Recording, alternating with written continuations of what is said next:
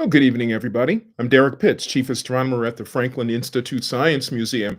I don't know about you, but I can look at the moon forever. There's so many interesting features available, so many interesting features on the surface of the moon. You can see so many different kinds of things. And under this kind of magnification provided by the Lunar Reconnaissance Orbiter, NASA's Lunar Reconnaissance Orbiter, you can look for hours on end and just enjoy the incredible views. And of course, Debussy's Clair de Lune goes together so well with it. How can I resist? I hope you'll excuse my little indulgence. Again, I'm Derrick Pitts, Chief Astronomer at the Franklin Institute Science Museum, and welcome to our program tonight, Night Skies at Home. We're so glad you can be here with us for this program. What we're going to do during this program is give you a heads up on what's available to be seen in the night sky. And we're also going to celebrate the opening of two new exhibits at the Franklin Institute, the Body Odyssey exhibit and the Hamilton Curatorial exhibit. Two new exhibits that open to the public on November 23rd. And we invite you to come see them. They are spectacular new exhibits, and we're sure you'll love them because they both have components of other exhibits that you've enjoyed in the past. But these exhibits are now bigger, newer, with all kinds of really great stuff. So what an update of these two exhibits in places in the museum that as soon as you see them, you'll recognize them from your previous visits, but you'll also see how new they are as well. So hopefully you'll come check us out November 23rd and afterwards for these two new exhibits. So again, this is Night Skies at Home for November 2024. I'm Derrick Pitts, Chief Astronomer at the Franklin Institute. I'll give you a little tour through the night skies, help you figure out what's up there to be seen, what other objects are going to be available for you to see. And we're going to talk about how space and the human body, how do I say this? Not in competition, no, but how the space environment affects the human body. And that's the way in which we're going to celebrate the opening of the new exhibit, Body Odyssey. We'll talk about the body in space. How does the body in space fare? So we'll talk about that in just a few minutes. But we'll talk about those things about the evening sky. And we'll also take any questions you have. In fact, you have a few questions that we're going to make sure we get around to this evening so that we can answer your questions about the body in space. But if you have additional questions about your body in space, please drop your burning questions in the live chat, and I might answer them live. Yeah, you see it right there. So please send us your questions. We'd love to have them. Hey, where are you listening to the program tonight? Where are you hearing this program? What skies are you listening under? Are you over on the West Coast? Are you way up north? Are you down south someplace? Here on the East Coast, right nearby? You could be right down the street from me, my neighbor. But through the magic of the internet, of course, you are my neighbor. We're right here together doing this. And as I describe the sky tonight, I'm going to describe the sky as it appears wherever you're viewing. So no worries about that. You don't have to worry about location. It's time more than anything else that you might have to be concerned about. After all, if you're over on the West Coast, it's only 20 minutes of, what is it? 20 minutes of, it looks like 4 over there, 20 minutes of 4. So, oh, Victor in Los Angeles. Victor, thanks for joining us. Man, we really appreciate that. Hey, Victor, I have a little trivia piece for you that you might enjoy.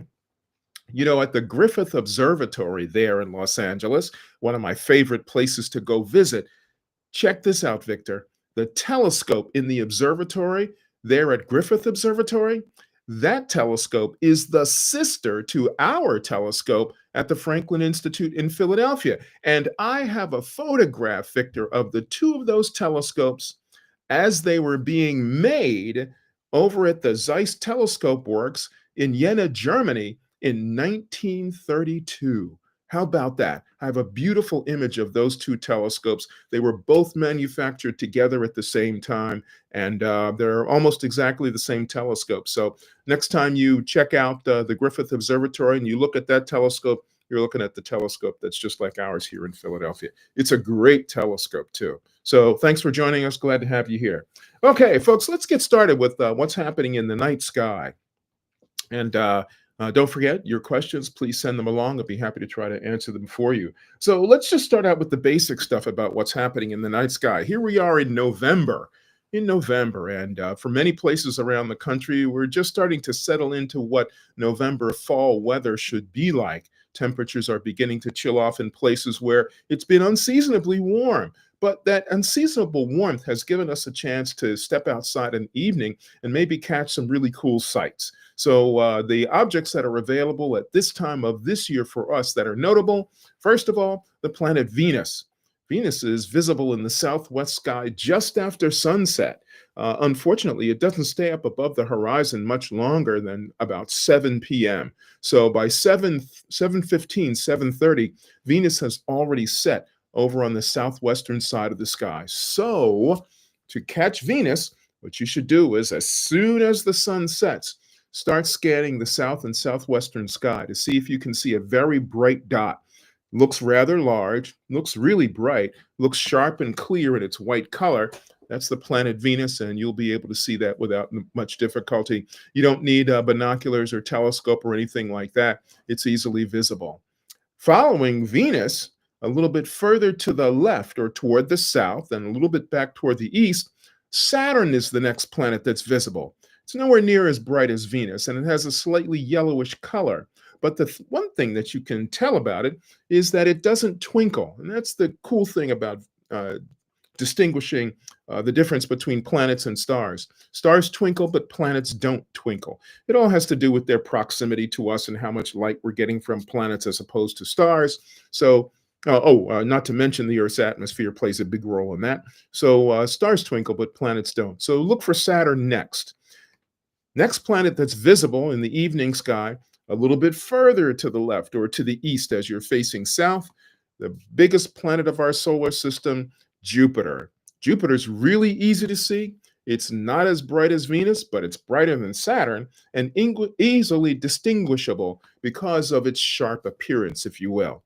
Its color is sort of creamy. So between these three, Venus white, Saturn a little yellowish, and Jupiter creamy, you should be able to catch those three without much difficulty at all. So this is a good time of year to get out and view them.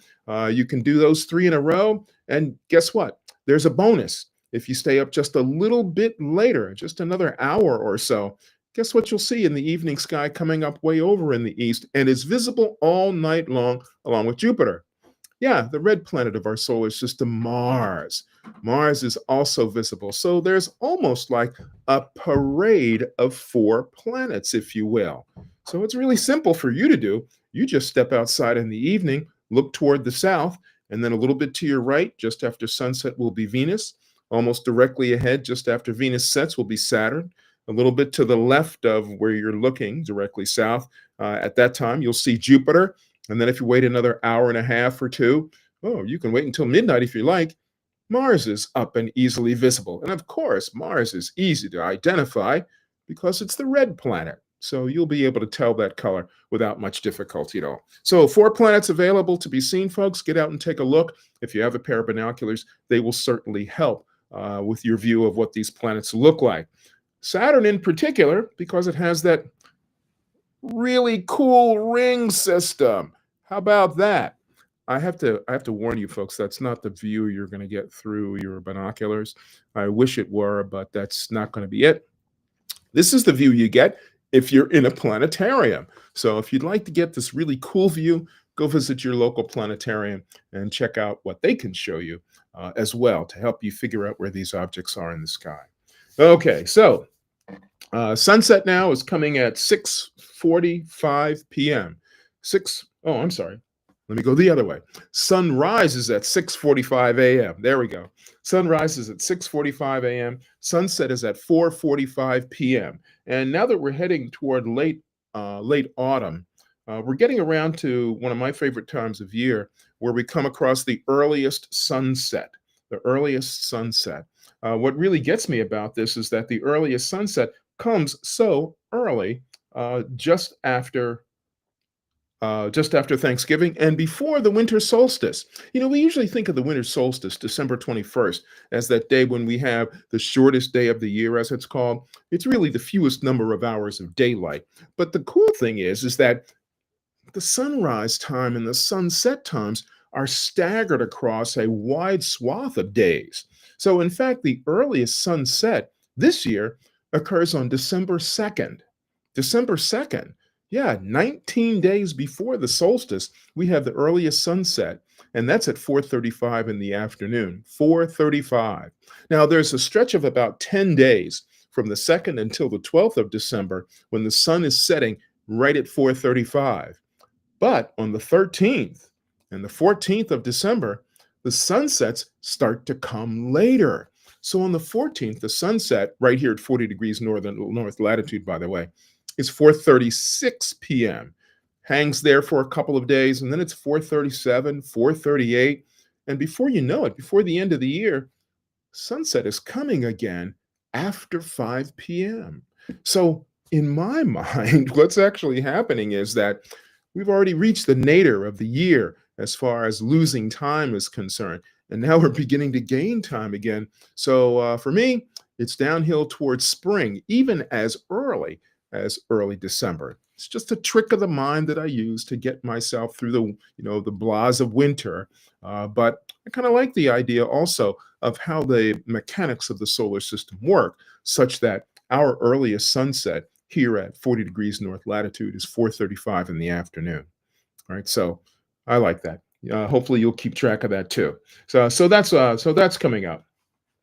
The other thing that you can take a look at tomorrow, guess what? Tomorrow is full moon. Yeah, tomorrow is full moon, December 12th. I'm sorry, not December 12th, December 15th. Tomorrow, December 12th, is the full moon. It rises at 4:20 in the afternoon, and it sets at 10 minutes of 8 the next day, Saturday morning. So 4:20 in the afternoon, you'll see it coming up above the horizon, and it will be setting at 10 minutes of 8 Saturday morning. The next new moon comes on December 1st. December 1st. So we have some late summer and autumn constellations also that we can take a look for. I mentioned the planets already, but let me just talk for a moment about the other attraction of the November skies, and that is meteors. You may have heard some already in the news about the torrid meteor shower. Well, the major meteor shower actually of November is the Leonid meteor shower. Now, the Leonid meteor shower refers to a shower of particles coming into the Earth's atmosphere, as you know. Sometimes we call them shooting stars, sometimes we call them falling stars, coming into the Earth's atmosphere, visible at night. And these actually seem to emanate from a point in the sky that's located in the constellation Leo, the lion. So that's where the name comes from. This is what is it, the genitive form, I think it's called, of this term is the Leonid meteor shower. So Leo for Leo, and id meaning of related to the showers, and belonging to that group, the Leonid meteors. So the Leonid meteors are visible as soon as the sky gets dark. These are some of the fastest meteors you can see falling if you're out observing. And the peak of the shower is the 17th of this month. So let's see, the 15th is on Saturday. So what will that be? Monday, Tuesday? I'll check to be sure, right? Just to make sure. But right around this period is when we come to the peak of the meteor shower, right around now. So the 15th is tomorrow. Sunday will be the 17th. There we go. So that's when the peak will be. Typically, we say the best time to view is between midnight and sunrise, as the Earth on its axis is turning into the stream of meteors. But maybe that's not convenient for a lot of us to be out at that time looking for meteors. So if you begin your observations as soon as the sky gets dark, chances are the bright streaks that you see of shooting stars or falling stars, they'll be Leonid meteors. Here's the catch about this, though. While these are notable meteors because of their speed and their brightness to some degree, there aren't a lot of them. Typically, there aren't a lot. The normal background rate, like the number of meteors you can see on any clear night during the year, well, the background rate is 10 meteors per hour. So on any clear night, you should be able to count about 10 meteors per hour. They may not belong to a shower. If they don't, they're called sporadic meteors. But this shower really peaks most of the time at a rate of about 15 meteors per hour. 15. That's not very high above the rate of just the normal background rate. So it may not necessarily appear as if it's a very intense shower. And indeed, it isn't. I'm not saying it's disappointing. I'm just saying don't expect a tremendous amount in terms of shower. Okay, so it won't be all that dramatic. There are other showers during the course of the year that are more dramatic. The Geminid meteor shower, for example, next month in December, right around the middle of the month, the Geminid meteor shower, with meteors that appear to be coming from the constellation Gemini, well, that's up at around 100 to 110 meteors per hour. That's a whole lot more, 10 times the number as the Leonid meteor shower. So you should keep in mind that that's the next big one to see. Now, there was one in the past, just a few months ago, the Perseid meteor shower back in August. That's the other big meteor shower of the year, near 100 per hour. So those are the two that you really can depend on for showing a lot of meteors. Now, back to the Leonids, just for a little bit. Even though their normal rate is about 15 per hour, every once in a while, they produce what's called a meteor storm. And in this case, we're talking about a lot, I mean, a lot of meteors per hour. There have been measurements of rates anywhere between 1,000 to 100,000 per hour. Yes, you heard that right, 100 to 100,000 per hour under storm conditions. Unfortunately, storms don't happen that often. Storms happen only every 33 years or so. So the next storm really isn't expected until 2033 or 2034. So if you can hold out for that long, you will see a spectacular sight. I saw the last meteor storm of the Leonids, and it was really intense. It's the most intense meteor storm I could have ever possibly seen.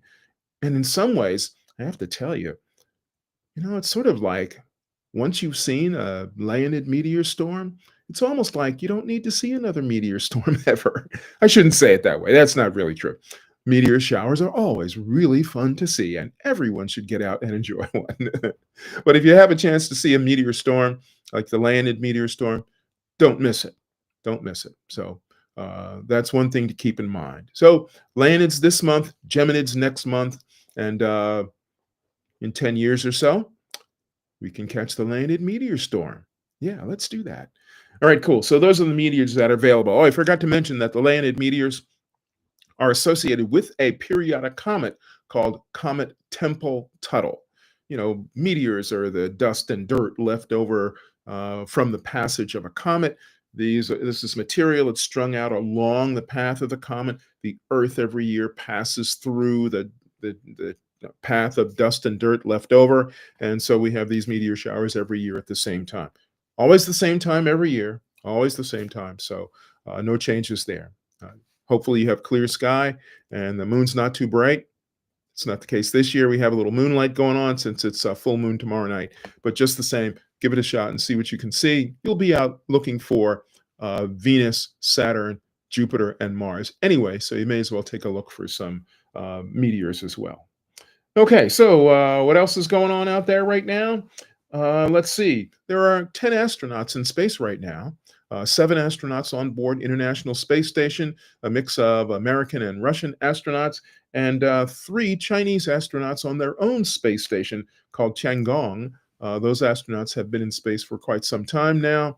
Let's see, a little under 70 days, I think the Chinese astronauts have been there. And a number of our astronauts have been on board International Space Station for months, including 2 astronauts that got, quote unquote, stranded on International Space Station when their capsule had some technical issues and they were forced to hang around at Space Station for longer than was planned. They'll be coming back in February, but believe me, folks, they don't feel stranded at all. They feel like they're the luckiest astronauts ever because they had their mission extended to spend more time in space. If they'd only spent the week in space, well, they would go to the bottom of the list of astronaut candidates for another trip to space.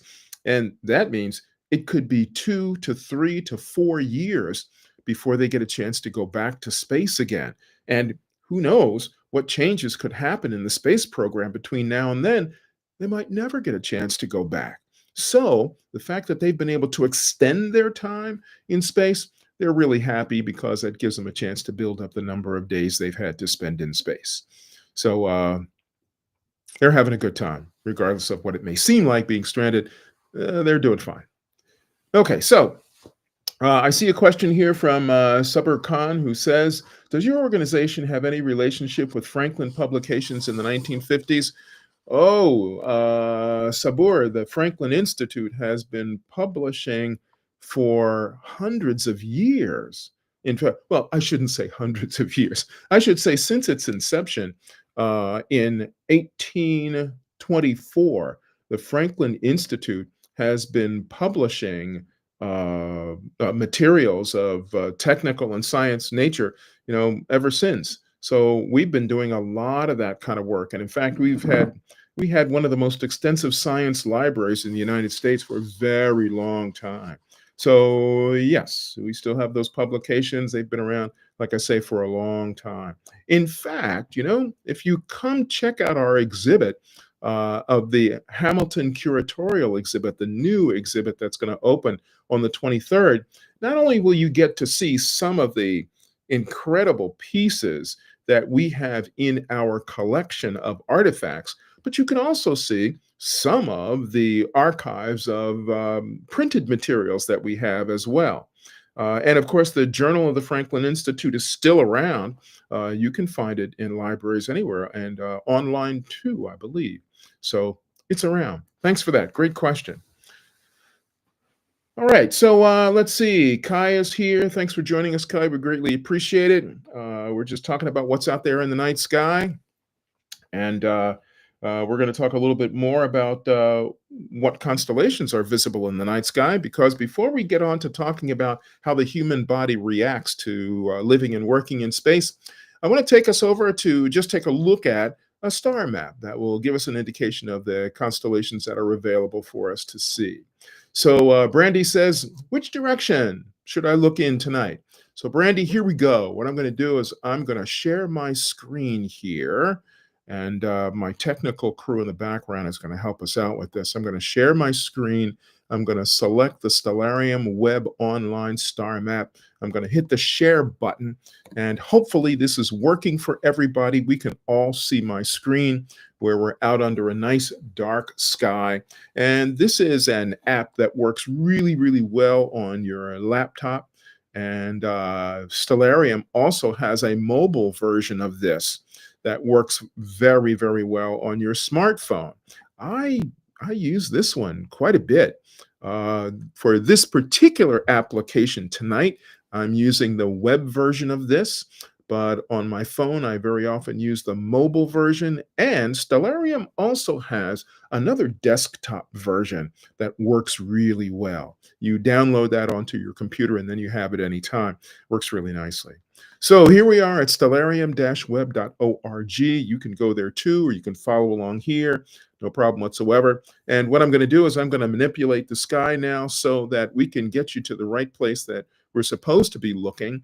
Let me just describe what's here really quickly. You can see the stars in the star field. That's obvious. You can see what looks like the landscape surrounding. What you may not be familiar with are the red letters. Those indicate the cardinal point directions, west, north, and east. You get it. We're now looking out toward the north. And then, of course, down at the bottom are the icons that I can use to navigate around in the app. So what I'm going to do is I'm going to click and drag, pull the sky around to the east a little bit, but I'm going to click and drag again, pull the sky around to the south. If you're out observing the evening sky, I'm going to recommend that you start out by pointing yourself in the direction south. Easy to figure out where south is in your neighborhood or wherever you live. Just imagine, where in your neighborhood do you see the sun when it's setting in the evening? In which direction in your neighborhood is the sun when it's setting in the evening? Well, that's west. That's west, that direction, wherever that is, whatever building or tree is over in that direction, that's the direction west. So if you face west and then make a quarter turn to your left, you'll be facing south. Now you're all set up. South is directly ahead of you, west is to your right, east is to your left, north is around behind you. And you can use this method to figure out your directions no matter where you are, any place. Even if it's a place you're not familiar with, if you're there in the morning and you face the sun, that's the direction east. A quarter turn to your right, and you'll be facing south. And then again, you'll have east on your left, south directly ahead, west to your right, and north behind you. Try this someplace tomorrow. If directions are a challenge for you, just give that a shot and see how that works out for you. Okay, here we are. We're looking at the sky. Let's check our time and see where we are. I'm going to go down to the lower corner here on the right, and I see that it tells me it's 20 hours, 2 minutes. So it's 8:02 p.m., all right, and there's the date right there. If I want to change that, if I click on the box, I can expand it and blow it up and see what it looks like, and I can change the time if I want using the arrows or change the date. You can see how that works. And then, of course, the graph at the bottom there shows you where you have dark sky and where you have sunset over on the right-hand side. That's the light blue. And then on the left-hand side, that light blue that you see is daytime with the shaded band in between being dawn. You understand how that works. Okay, great. So here we go. I'm going to use my cursor to point out where we are. There's Saturn right there. I said Venus was over toward the western side of the sky, and it is, except right now it's down below the horizon because it's already set. It's already set at 8 o'clock. It's already down below the horizon. But looking directly south, you can see where Saturn is. You can find where the moon is without too much difficulty. And then, of course, there's Jupiter right there. And you'll see that there are bright stars all around the sky. The bigger the dot, of course, the brighter the star. Now, I'm going to click and drag around to the east a little bit here. And the reason why is because Mars is now down below the horizon as well. But I'm going to let time advance for us so that we can see what's happened here. We can see Mars as it rises. So now, you might be able to see how this is very slowly advancing, but I'm going to take it a little faster. So I'm going to do it incrementally. There, now I'm clicking it minute by minute. But if I actually want it to run continuously, what I can do is, I should be able, well, maybe I'm not doing it right here. That's what I'm not doing. I'm going to continue to click it forward here. Just incrementally bringing it up. But I don't see Mars just yet. Oh, wait a minute. Now here we are at 9:30, way over north of east. Mars is just coming up above the horizon. So you'll see that here's Jupiter, here's the moon, here's Saturn. If we could still see Venus, it would also be in this direct line running right through the planets and the moon. So that's why I say it's sort of like a parade that's happening. Venus over on the far right at the west, then Saturn, the moon, Jupiter, and then Mars behind it. So if you're up anytime after 9:30, you'll be able to catch 3 bright planets without any difficulty at all easy to observe. Now, that's looking in the direction east. I'm going to leave the time where it is. I'll close that box. I'll bring us back around to the south. You know where Mars is, just off the edge of the screen there. And what we'll do is we'll just back ourselves out a little bit more so that we have a fuller view of the sky. What constellations do we have? Well, let's take a look and see. Here's the cool thing. This program allows you to figure out the constellations really easily. If you just put the outlines up, now you have the outlines and the names. So it's pretty cool. So way up top of the sky here, you still have some leftover summer constellations at the top western side of the sky right over here. If we come back around to the south, you can see all the main constellations of the fall sky. Pegasus, Pisces, Andromeda, Perseus, Cassiopeia up at the very top of the sky here. And we can see that Saturn is in Aquarius. See, the moon is right here at Aries. Jupiter is in Taurus. And Mars is way back here just past Gemini, right down there on the horizon. but you can see how all these constellations come right through the sky here. If you're one that likes to pay attention to the constellations of the zodiac or constellations in astrology, here's the line. It comes right through from Gemini down through Taurus, across through Aries and Pisces, down through Aquarius and Capricornus. Now, these particular constellations are important among all the other constellations because those constellations mark the path of the sun, moon, and planets. And that's the reason why they're distinguished. That's why those 12 constellations have been called out, separate from all of the others. It's not because of their astrological significance. That's not it. That's a value that we as humans have added to these stars and constellations. It's really the fact that the sun, moon, and planets travel through that band of constellations. That's where you can find the sun, moon, and planets. That's what gives them their significance. But hey, if we want to add some additional value to them, it's not such a bad thing. If it works for you, that's great. No problem. As long as it gets you outside to look at the night sky, go for it. I'm happy that you can do it. So that's how you can use this program to find these constellations without too much difficulty.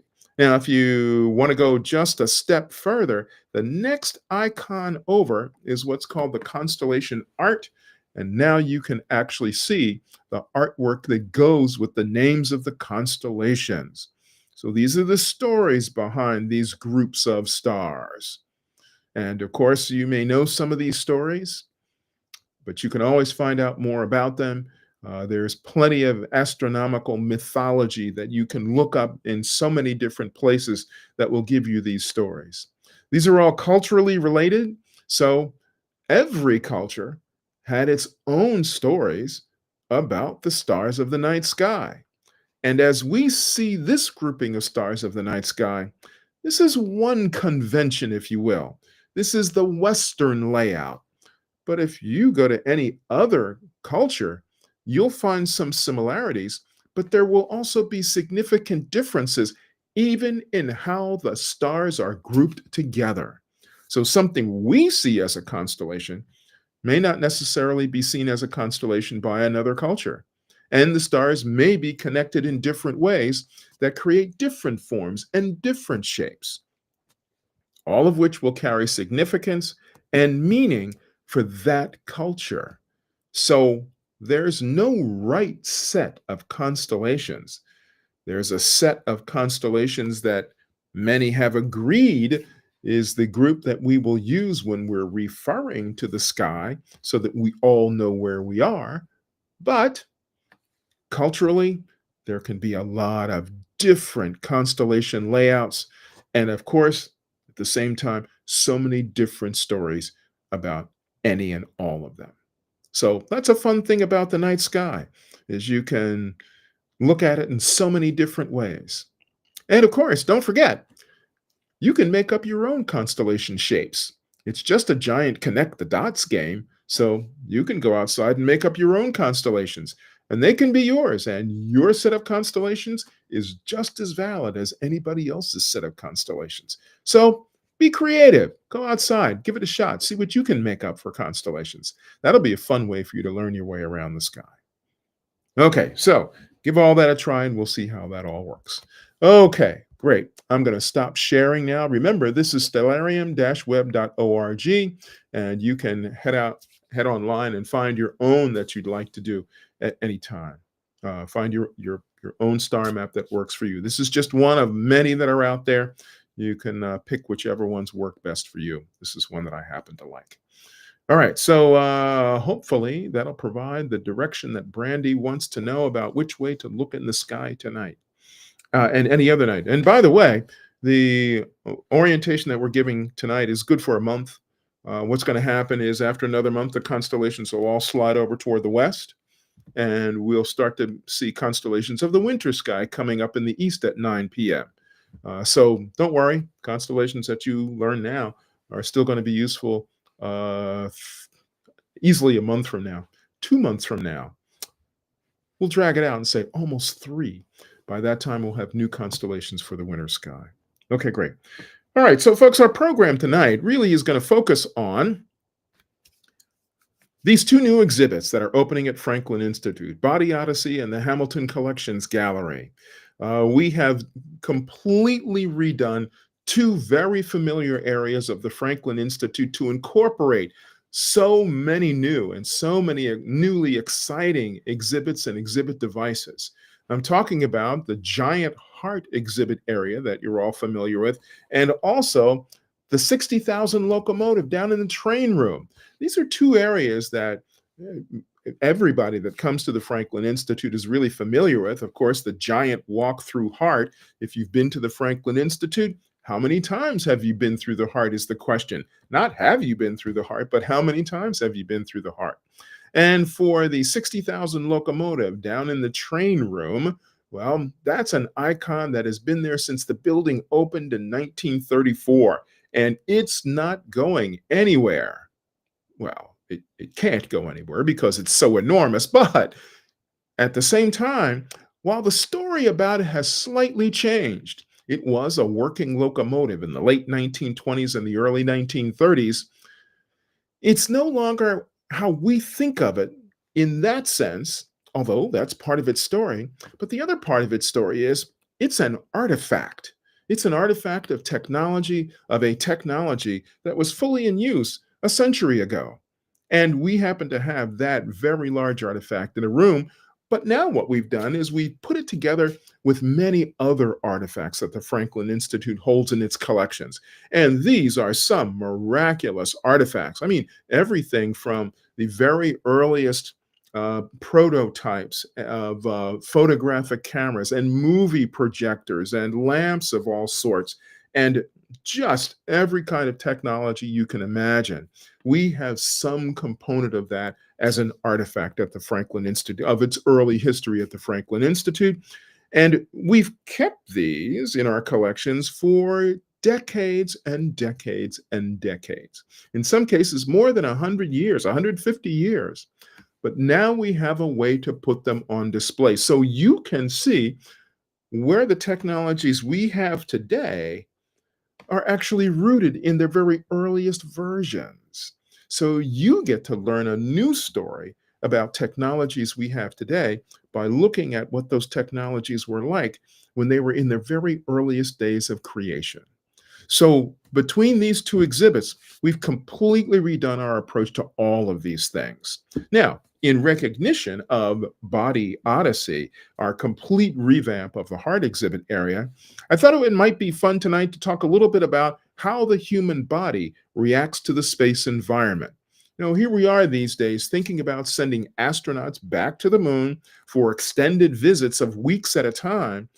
But we're also using the moon, we're also planning to use the moon as a training ground and as a jumping off point for an extended trip out to the red planet Mars.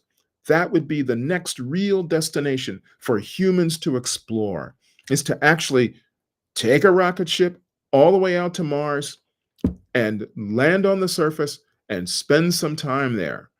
But one of the things we have to think about is, what are some of the problems? What are some of the issues? What are some of the dangers?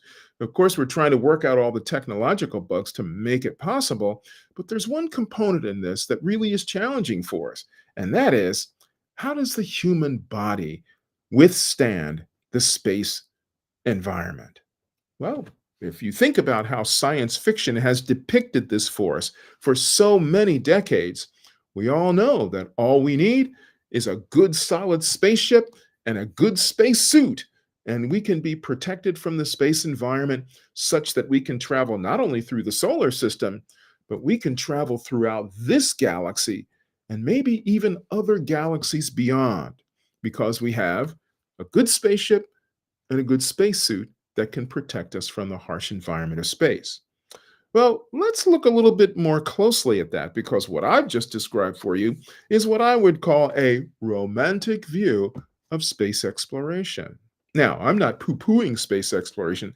I think it's a great and fabulous thing, except we do have to overcome the challenges that make it difficult for us to travel very far.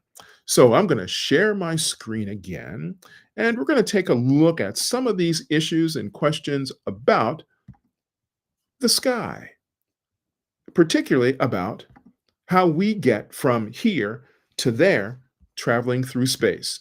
It's a little program I've put together here called Humans in Space, very simply, in which I'd like to describe for you some of the ways in which the human body is challenged by the space environment. Let's start off by saying, first of all, that everybody knows there's no air in space. Everybody knows it's really cold in space. So if you can protect against those two things, provide air and provide an environment that we can live in, well, maybe we can travel in space. But there are more effects on the human body that we really have to consider. Let's start thinking first about the gravity environment. We're all familiar with the gravity environment here on Earth because we live under what we call 1G, one gravity.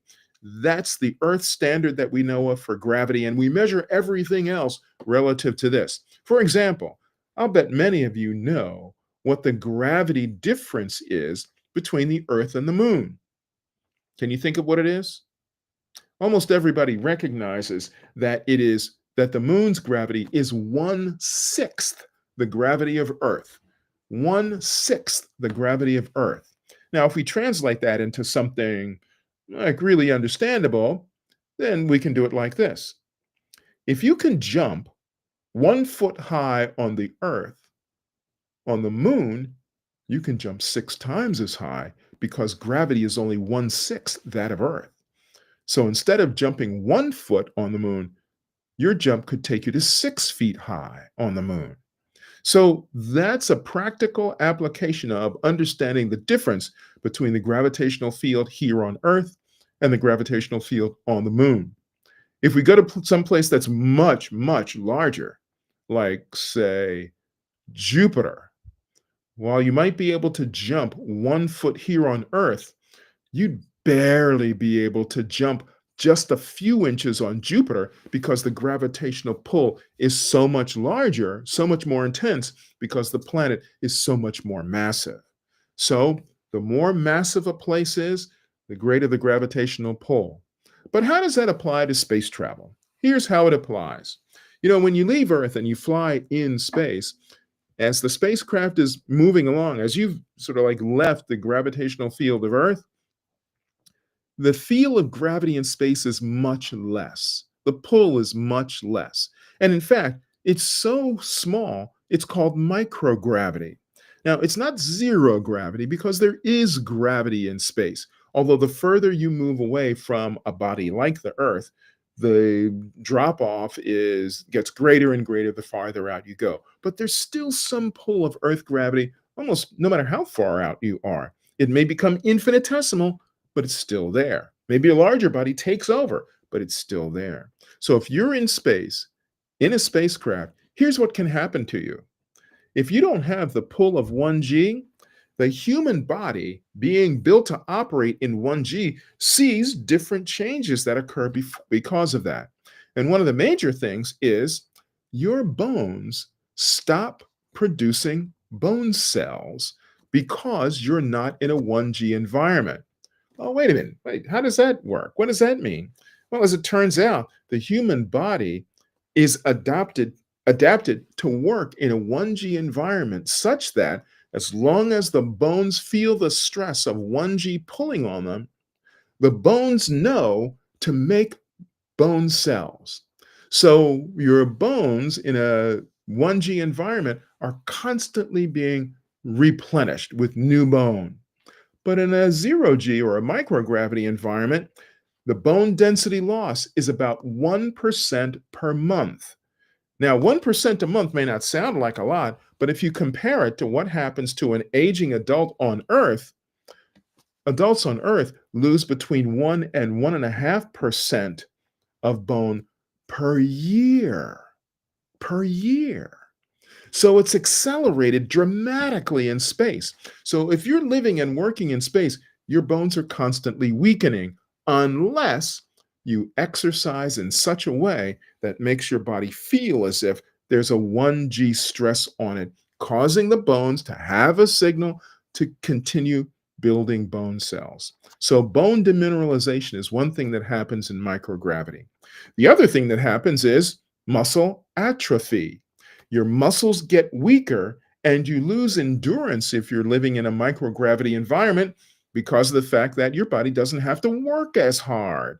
Here on Earth, every time you step up from one step to another step going up, you're actually lifting your whole body weight with that one leg. So each leg lifts that weight as you go upwards in steps. So if you're going up steps and you weigh 150 pounds, every time you take that step, you're lifting 150 pounds. Well, if you're in space, you don't have to do that lifting. So your muscles begin to atrophy and they begin to essentially waste away because they're not getting the exercise they need. So muscle weakness, muscle loss, and endurance loss is something that has to be considered in space. Now, why do we actually have to think about that? I mean, wouldn't it be great to not have to exercise? Yeah, except for one thing. When you get to the location, when you get to your destination, if there's any gravity there, like Mars, where the gravity is 1/3 that of Earth, guess what? If you've been traveling for a long time in space and you haven't been exercising, you might not be able to even stand up properly because you haven't given your muscles enough exercise. Well, this is also true about the heart, too. If you think about the heart as a muscle, there's cardiac weakening that happens as well because your heart doesn't have to work as hard. In fact, NASA has found that in some astronauts' hearts have actually shrunk to a degree because they haven't had to work as hard. At the same time, there's also some vision changes that take place. Now, that's not exactly because of microgravity, but it's a related effect that goes with being in the space environment related to microgravity. We'll get to that in just a second. Here's the next big one: radiation in space. Take a look at the graph that's over on the right-hand side of the screen here, where you'll see that the European Space Agency, that's who ESA is. ESA figures that if you're spending time on International Space Station, you're getting dosages of up to 250 times the amount of radiation that you're getting on Earth. And if you're traveling to the moon and to Mars, you're getting 700 times the amount of radiation that you would get at ground level. Now, that's a lot. That's truly a lot. But what does that do for us? Well, we know that a couple of things can happen. We know that radiation can lead to increased instance of cancer later in life.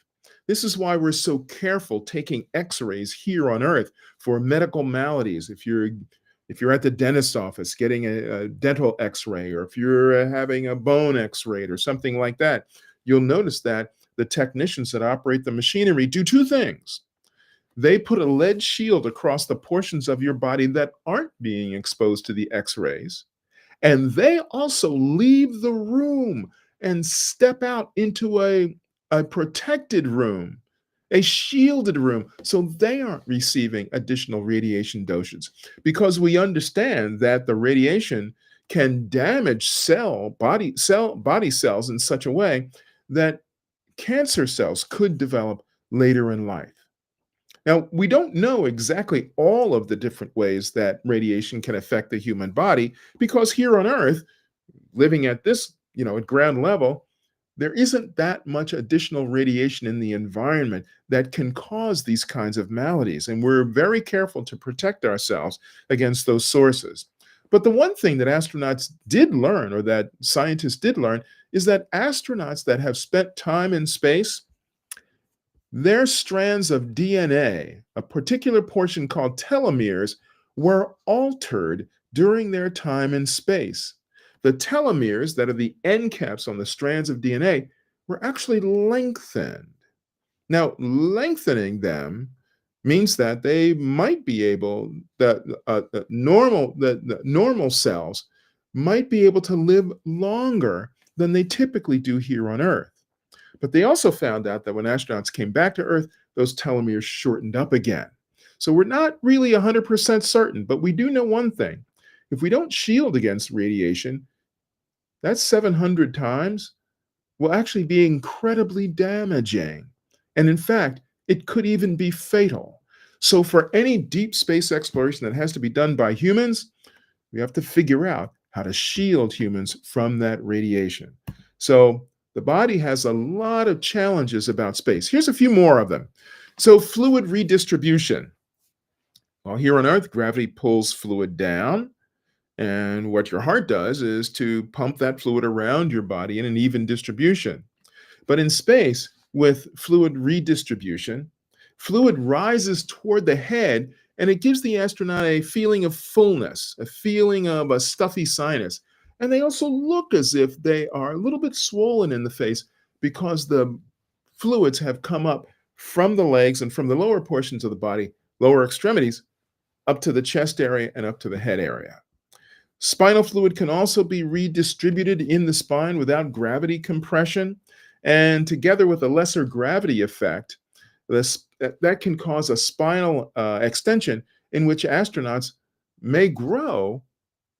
Let's not say grow, because they don't actually grow. It's just the extension of the spine that stretches the spine out, say, another 1 or 2 inches.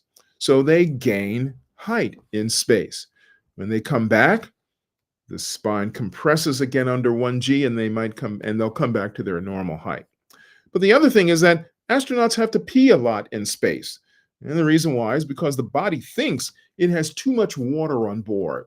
So astronauts have to be very careful about hydrating properly because the signals that they get in that zero G environment tell their body to do something different than what they really ought to do.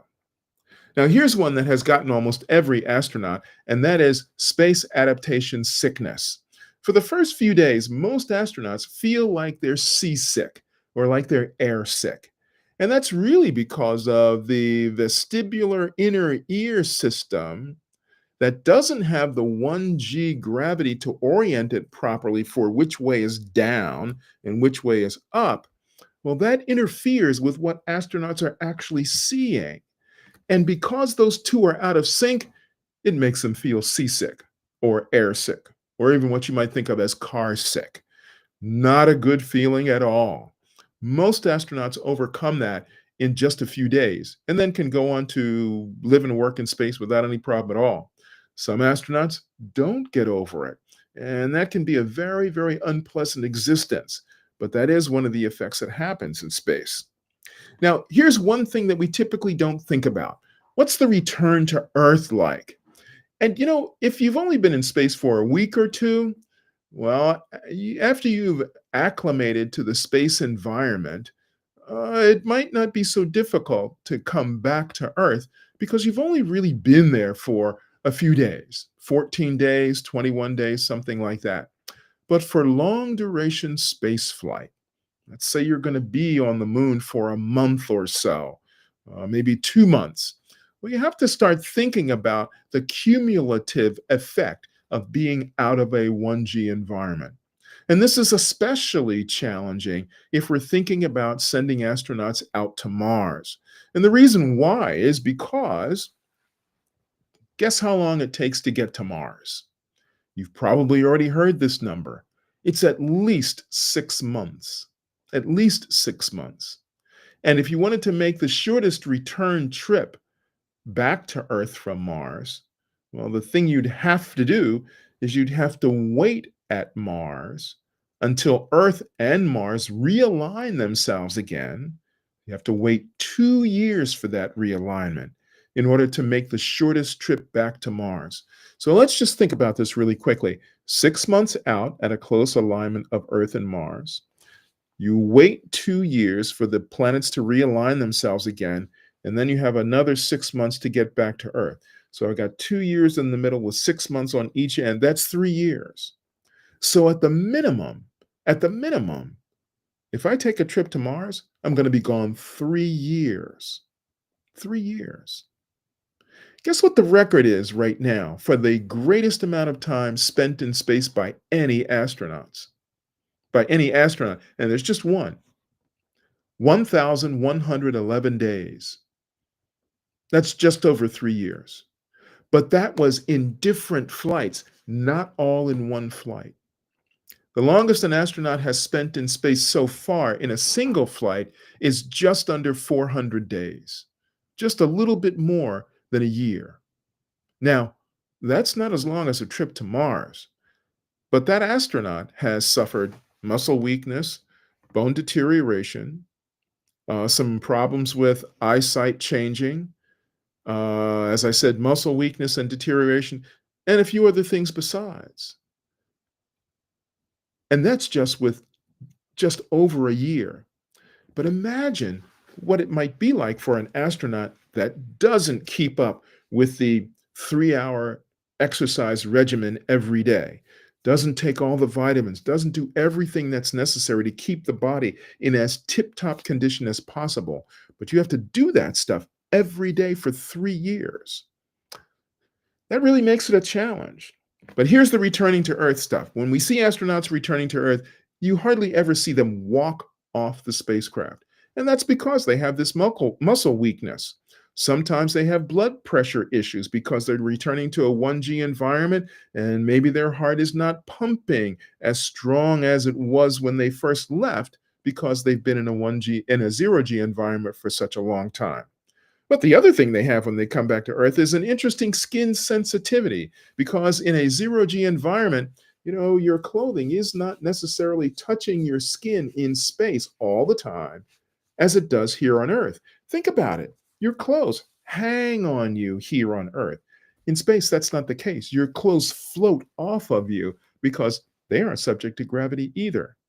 And then there's the inner ear readjustment that has to happen and the overall general readjustment to 1G. So it's challenging for astronauts coming back to Earth from space.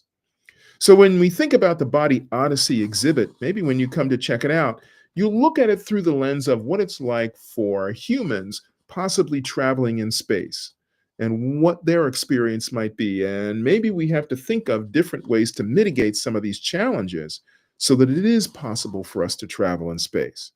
Now, if we're just sending robots, that's one thing. We don't have to be concerned about how the body is affected. But if we're going to be explorers, if humans are going to explore the solar system, then we have to figure out how we can adapt the body to live in space. Okay, I'm going to stop sharing my screen now. And hopefully, maybe you have some additional questions about what we've talked about this evening.